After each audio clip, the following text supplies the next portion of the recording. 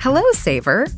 Whether you're saving for that trip to the tropics or saving for an emergency, now is the time to take advantage of Wells Fargo's savings options. Wells Fargo offers savings accounts that can help you save towards your goals. So, what are you saving for? Visit a Wells Fargo branch or wellsfargo.com/save to open a savings account today. Wells Fargo Bank, N.A., member FDIC. The National Broadcasting Company presents Joel McCrea in Tales of the Texas Rangers. Tonight, transcribed from Hollywood, another authentic reenactment of a case from the files of the Texas Rangers.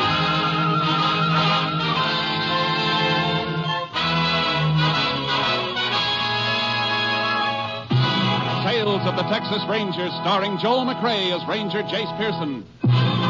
Texas, more than 260,000 square miles, and 50 men who make up the most famous and oldest law enforcement body in North America.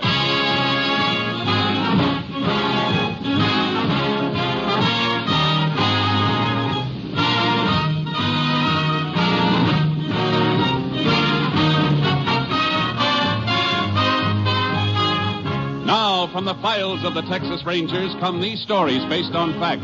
Only names, dates, and places are fictitious for obvious reasons. The events themselves are a matter of record.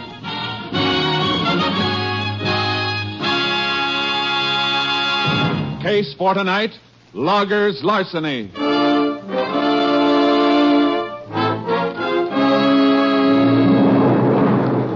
It is mid-afternoon, September 7th, 1938. Two loggers employed by the Gulf Lumber Company are marking timber near a lonely stretch of company logging road in the Piney Woods region of East Texas. There. Cutting crew ought to be able to see that mark. Yeah. Well, looks like that's the last decent stick left in this stand of timber, too. Plenty more trees in the woods. Come on, we'll cross the creek and start working that stand up on the other side of the road there. We're already marked an awful lot of trees today. I think my axe is heavier than yours. I could do with a breather. Yeah, catch it on the run then. Come on. You'll get used to that axe. I told you I'd make a logger out of you. Just stick with me, kid. I'll put muscles like this on your arms. Hair on your chest, iron in your fist. Yeah, if I live through it. Bull, I'm about done in. Oh, man, that creek sure looks good. Yeah, don't let it fool you. Ain't fit to drink down here. Sawdust pile at the mill poisoned it. Well, what do we do, Wade? Sure, ain't deep enough to swim, is it? Or do you want to ride across piggyback? Hey, Bull, look. Huh? Over there on the other side. Up there against that old cut-over stump. That's the car. Yeah, upside down, all smashed up. Well, come on. Somebody might be hurt. Hey, Bull, that's one of the company cars on the mill. Yeah, I see. Sure is wrecked, ain't it? Yeah. Hey, smell that gasoline. Tank's busted wide open. Sure good thing there wasn't a spark. Uh-huh. There'd been some fire if that gas had caught. Hey, look here, kid, in the front seat. Who is it, Bull? It's old man Hutton. What's left of him. It's the paymaster. Come on, we better get him out of there. No, we can't do nothing for him. But get a load of this bank bag. Hey, that's full of money. Uh-huh. Payroll for the mill. Bull, what are you doing? What are you stuffing that money in your shirt for? Look, kid, we ain't been around here, understand? Hey, you've got no right to that money. Who's got a better one? Who's even going to know it's missing? Unless you shoot off your mouth. Hey, you twisted my arm. I'll twist your neck right off your shoulders if you let out one word. Bull, the law. Forget the law. Just remember you'll get the worst beating you ever had. You understand? Yeah, I understand. Yeah, that's being smart. Here, throw this sack back in the car while I get my shirt buttoned. There's still some money left in it. Sure, all the coins and a few bills. No use being a hog, is there? Besides, this is going to look right. Throw it back in the car, I said. Sure, Bull. Sure. You got a match? Crazy Bull, a match with all that gasoline spilled around here? Wait and see how crazy. Give me a match. Okay. Here. There's only one left in the box. That's all you got? Yeah. Well, we'll make us some counting. Now, get back out of the way.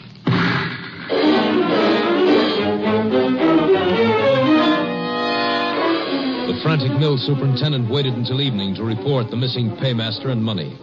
Sheriff Stanton immediately contacted the Texas Rangers. An all-points bulletin for the apprehension of the man was sent out.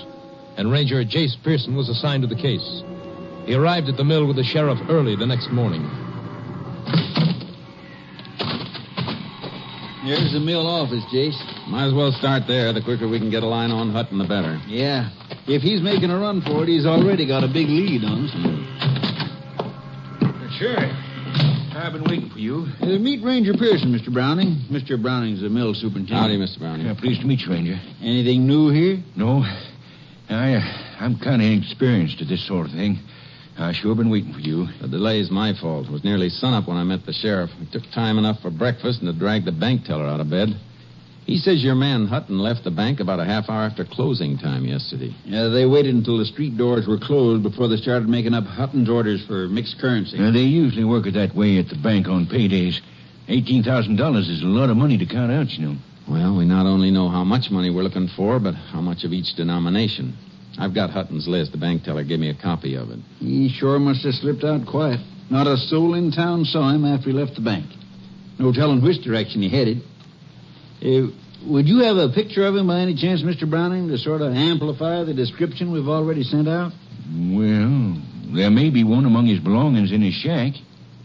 You know, Sheriff, I still can't believe Bob absconded with that money. $18,000 is a lot of temptation, Mr. Browning. I know it, but Bob Hutton's been with us for years. I'd have trusted him with every asset the company owns. I just don't know what to think now. We won't rule out any possibility.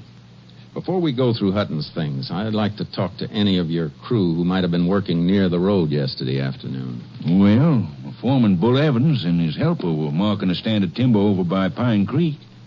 They're down the drying yard this morning. The rest of the crew's out in the woods. How do they feel about Hutton not showing up? Quite a few of them wanted to dig up a rope and go hunting for him. But Bull Evans talked them out of that. Let's go find this foreman of yours. He sounds like some talker. Maybe he can tell us something.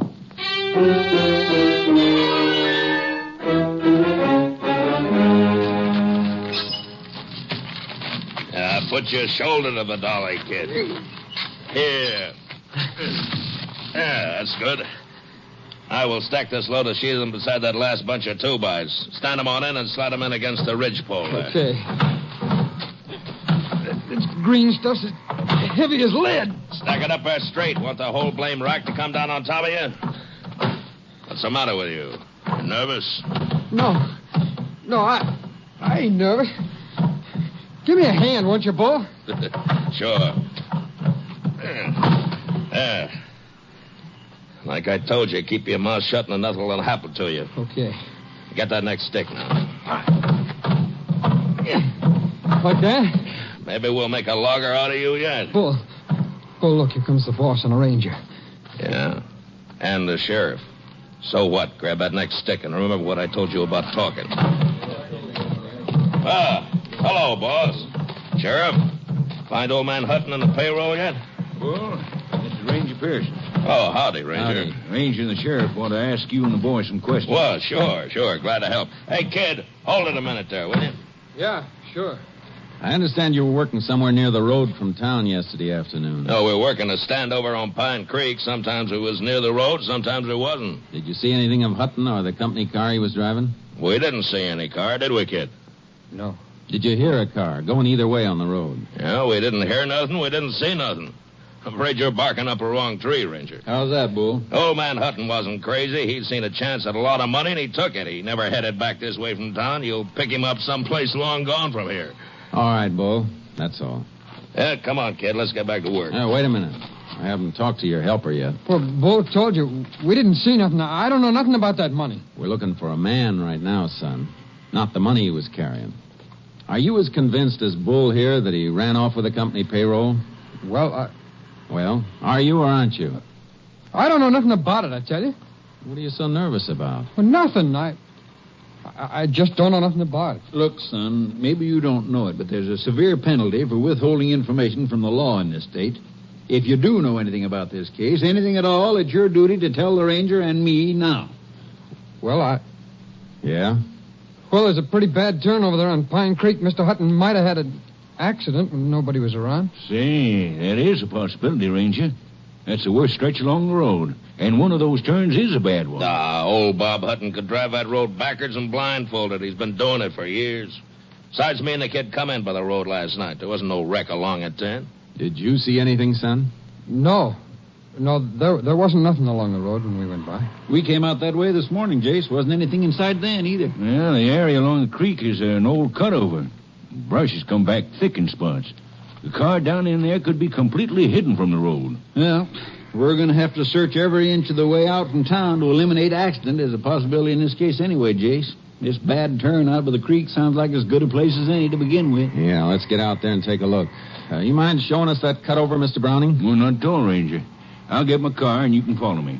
Bull, if anything comes up here while I'm going, you take care of it for me, will you? Oh, sure, boss. Sure. I'll take care of everything. Don't you want me to go with you? No, thanks, son. You better stay here. Yeah, kid, you stay here. There's going to be plenty to keep you busy.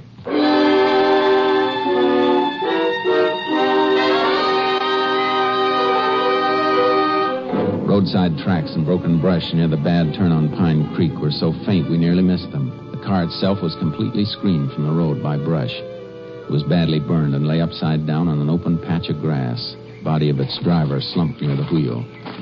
It's an accident, all right, Jace. Seems like. Good heavens. What a way to die. Marks indicate Hutton lost control when he left the road. Judging from the damage to the car, I think there's no question but what he was dead when the wreck caught fire. Well, I hope so. I told you I couldn't believe Bob Hutton would steal that money. Looks like you were right, Mr. Browning. Here, look in this window. Yeah. What a mess. There's your money, what's left of it. There beside the springs of that burned seat cushion. Oh, yeah. I see some corn rolls with the wrappers burned off. And that fluff of ash on top of them is what's left of the paper money. It's hard to believe it would burn that much. It was a mighty hot fire while it lasted. Even the body metal's warped all out of shape. Well, Jace, looks like it's back to town for us. I got to get an undertaker's wagon out here to pick up his body. Yeah, I'll have to kill that all-points-wanted bulletin on Hutton, too. Guess that'll about wind this up, huh? I'm not so sure, Sheriff. What do you mean? Well, this just doesn't feel quite right. What doesn't? Finding this car like this. We might have looked for a day before we found it down here in this brush. Don't you have more to go on than that, Ranger? No, nothing more. Just a hunch. It seems like working on hunches would be kind of dangerous in your business. It usually is, for somebody. Come on, I want to get back to the mill. Well, what do you want to go back there for? You don't need a phone. You can use your car radio. Yeah, I know. But there's something funny about this. I want to get it cleared up. Hey, Sheriff, look out. Watch where you're stepping. What is it? That matchbox. Oh. Hey, wait a minute. What's so important about a matchbox? It could be plenty important. Here, look where it's lying. I don't get you, Jace. All right, look up there, Sheriff. That's where Hutton's car turned over. It slid down from there on its roof. The matchbox is right in the track, and it hasn't been crushed.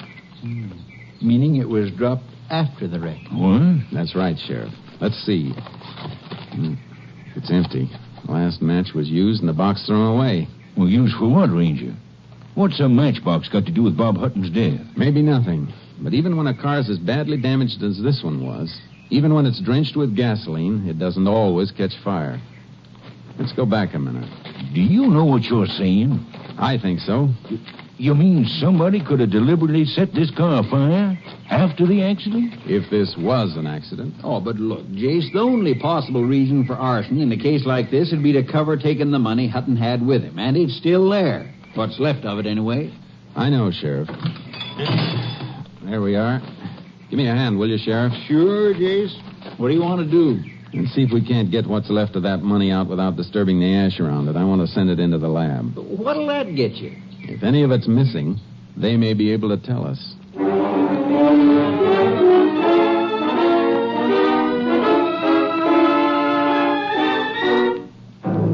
We removed the remains of the charred money bag and its contents as carefully as possible and packed them for transfer to the laboratory. When we drove back to the mill yard, Bull Evans was just coming out of the office. Hi. You find any sign of Hutton? Yes. He's dead, Bull. Dead.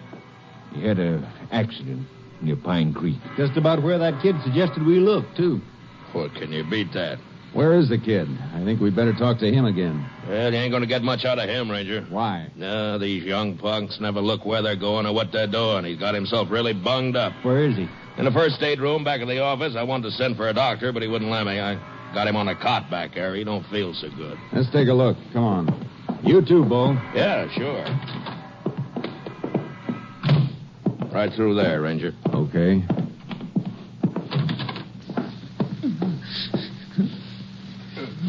Easy, kid. Let's have a look at you. No. Leave me be.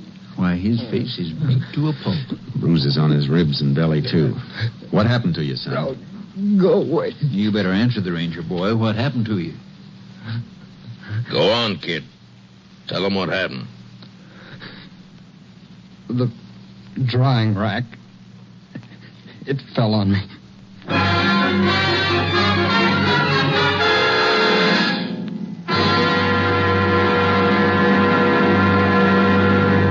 You are listening to Tales of the Texas Rangers, starring Joel McCrea as Ranger Jace Pearson. We continue now with tonight's case, Loggers' Larceny, an authentic story from the files of the Texas Rangers.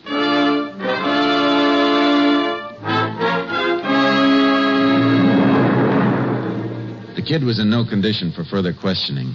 When we were unable to persuade him to submit to medical treatment, the sheriff and I returned to town and had a talk with the justice of the peace.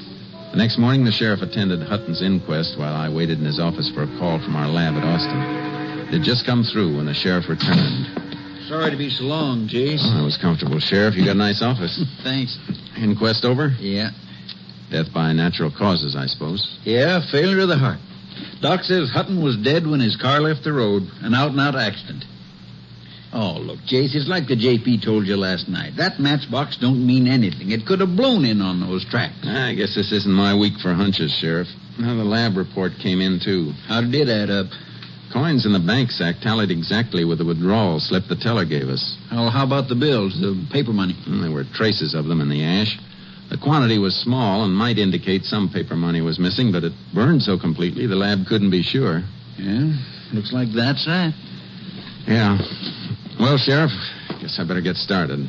So long, Jason. Thanks. See you again on another case. Yeah. Call us anytime you need us. You know, Sheriff, it still doesn't feel right. You know, Jace, it doesn't to me either. There's that matchbox. Sure, it could have blown in there, but that kid at the mill. Yeah? What about the kid? If he had a hunch Hutton's car was wrecked and where it might be, why didn't he tell his boss that as soon as he and Bull came in from the timber? Yeah, that's right. As it was, he didn't tell us till we dragged it out of him. That turn out there didn't have anything to do with Hutton's death. His heart quit. He could have gone over the edge anywhere along the road. Yeah, but Jace, he did go over at that turn. Sure he did. And that's why the kid couldn't have known the car was there unless he'd seen it. Then Bull Evans and the kid were lying. But why? That's what we're going to find out. That and why the drying rack fell on the kid. Kind of funny two accidents should happen so close together. Come on, Sheriff. Let's get out to that mill. Well,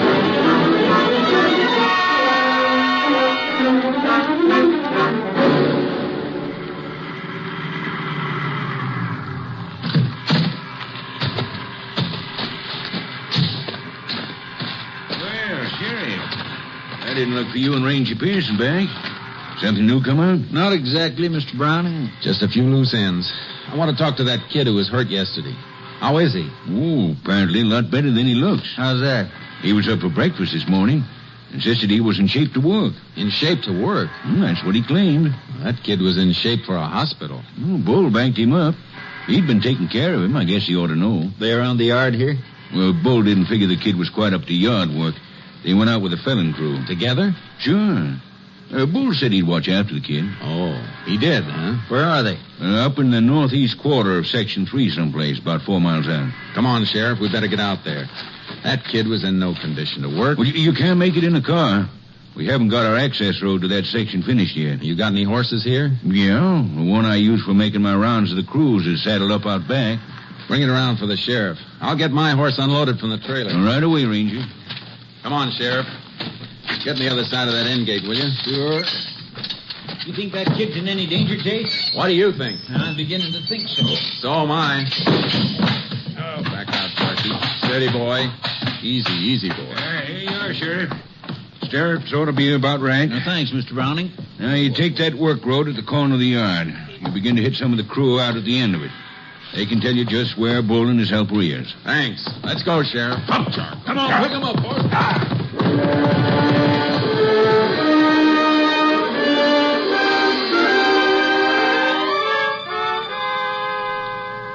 Following Mr. Browning's directions, we found some of his sawyers and axemen at work in deep woods. They sent us on to others, knowing only that Bull Evans and the kid were working somewhere up ahead. Hold it, Sheriff. Charlie. Listen. Somebody working over there. Yeah, come on. Let's go, Charlie. Yeah, come on, boy. Is it Bull and the kid? No. Charcoal. Hey there. Hi. Howdy, Sheriff. Ranger. What you doing out here? Looking for Bull Evans and his partner. Boys down the line said they were up this way. Yeah, they were a little while ago. Where'd they go? Blamed if I know. Them two are crazy. Crazy?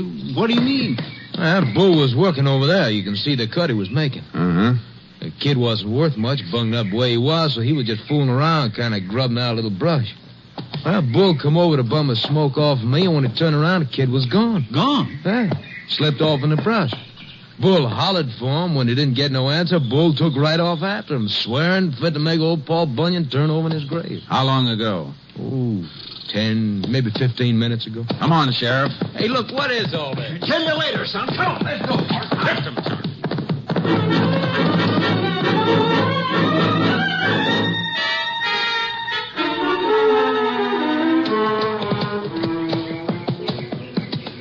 Here's the tracks again, on this soft ground. Yeah. Charcoal. Wait a minute, Sheriff. Steady, boy. What do you make of it, Jace? I don't like it. Where do you suppose that kid's heading? Yeah, beats me.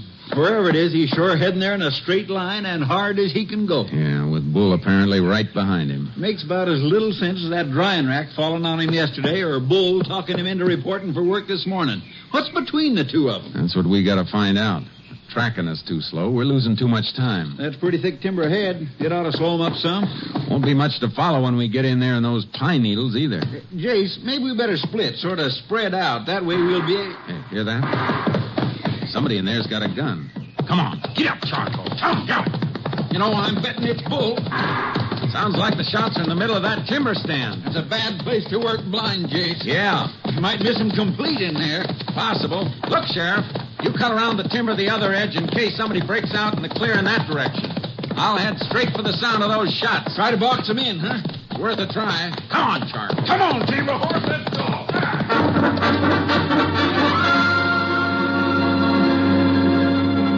Deep into the timber, I stopped near a blowdown. A huge living pine tree blown over onto the ground. I wanted to listen for movement, but I knew an armed man was somewhere ahead of me, and Charcoal seemed to sense my tenseness. Whoa, Charcoal. Steady, boy, steady. Take it easy, Charky. Confound it, what are you shying away from? Whoa, boy. All right. Crawl out from under that blowdown. No, don't shoot. Nobody's going to shoot, kid. Crawl out of there. No, get away, will you? Leave me be. He'll kill me if he finds me. Get hold of yourself, kid. Who'll kill you? What for? Bull. He almost caught me. You're all right now, son. Come on out. He shot at me. I crawled in there and he lost me. He ran on past. I heard him. But he'll be back. You better tell me why he's after you. Come on, spill it quick. I saw him take the money. From Hutton's wrecked car? Yeah, we came down to the creek and there it was. He took the money and threw a match into the gasoline. He burned the car. Mr. Hutton's still in it. Oh, settle down. Take it easy. Hutton was dead when his car left the road. Why didn't you tell us about this yesterday when we asked you? Well, I tried to tell you, but Bull was standing there watching, listening. And look what happened to me afterwards. That accident at the drying rack? The accident. He pushed the rack over to make it look that way. Afterwards, he beat me and almost killed me. Came close enough. Why didn't you sneak out to Mr. Browning with your story last night? I never got a chance. Bull got a gun out of his possibles bag and kept it under his blanket all night, pointed at me. He never slept a wink. I had to get up this morning and make it look like I wanted to come out here to work with you. Why'd you head in this direction when you made your break this morning? Well, I figured if I could get to the money and get it back to Mr. Browning, this would all be over, and, well, then I'd be safe. You know where the money is? Yeah, it's in an old stump in a draw between here and the road. Come on. Charcoal will carry double. We got some riding to do. I could understand the kid's terror. A professional criminal knows the odds against him and seldom goes beyond a certain limit. An amateur is like a man in quicksand, more desperate with every step and more dangerous. There, that's the stump right over there. Ooh, Charky. Ooh, boy. There's a hollow on the other side of it. Hurry up, will you? Uh-huh. Take it easy, kid. Charcoal made a lot better time than Bull could have made on foot. Besides, he's still probably looking for you. Well, maybe he's been here already. We'll soon see. Yeah, it's here, all right. Can't you hurry? Hey, this is a pile of money. Yeah, I know. Come on. All set, kid. Just as soon as I stash these bills away in my saddlebags. This is what you call valuable evidence. And this is what's called a gun, Ranger. Bull! Praise both of you. You're making a mistake, Bull. You've made yours. Drop them saddlebags. You ain't getting that money. It's mine. Now drop them. All right, get off that horse, kid. Get off, I said. All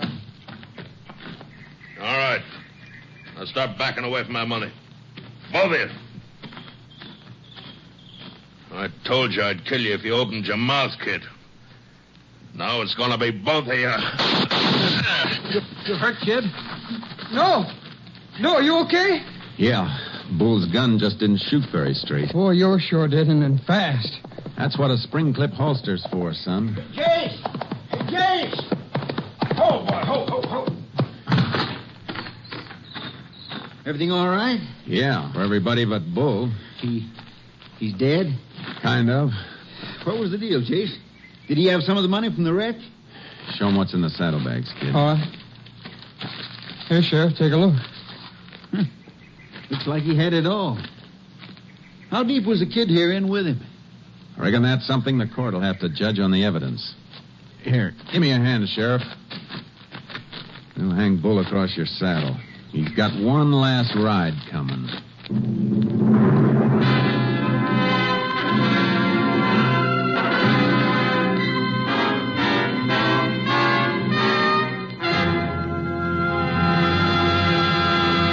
On November 12th, 1938, the kid was arraigned before the county court and found innocent of willful complicity in the theft from the paymaster's wrecked car. He was returned to society with a deeper appreciation and understanding of the duties of a citizen in the face of crime.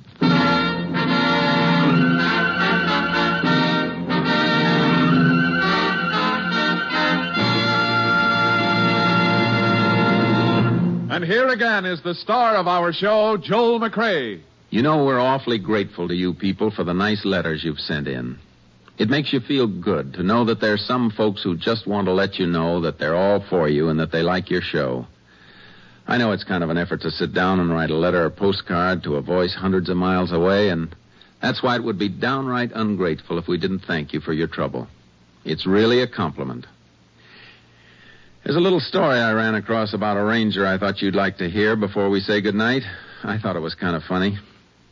It seems that in the days when the Texas Rangers were charged with the enforcement of the prohibition laws, their reputation for apprehending offenders caused moonshiners to keep a sharp eye out for these famed officers. One day on a lonely road in East Texas, a moonshiner with a load of bootleg whiskey rounded a turn and came upon a man dressed in khaki clothes, big hat, and boots, signaling him to stop. Frantically, he grabbed a wrench and broke all 10 of the 1-gallon bottles of whiskey.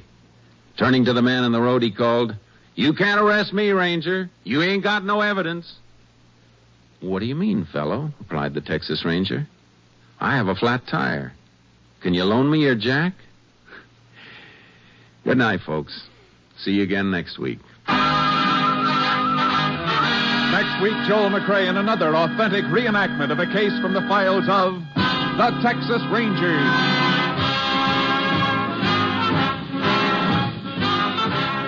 Joel McRae is currently seen starring in the Universal International Technicolor production Frenchie. Tonight's cast included Tony Barrett, Bill Conrad, Stacey Harris, Parley Bear, and Bill Johnstone. This story was transcribed and adapted by Tom W. Blackburn, and the program was produced and directed by Stacy Keach. Hal Gibney speaking.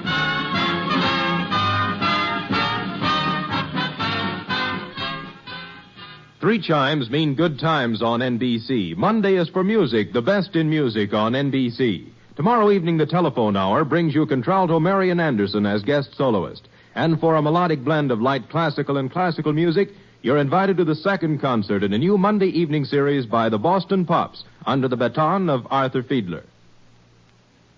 Now, Jack Parr with the $64 question for more good times on NBC.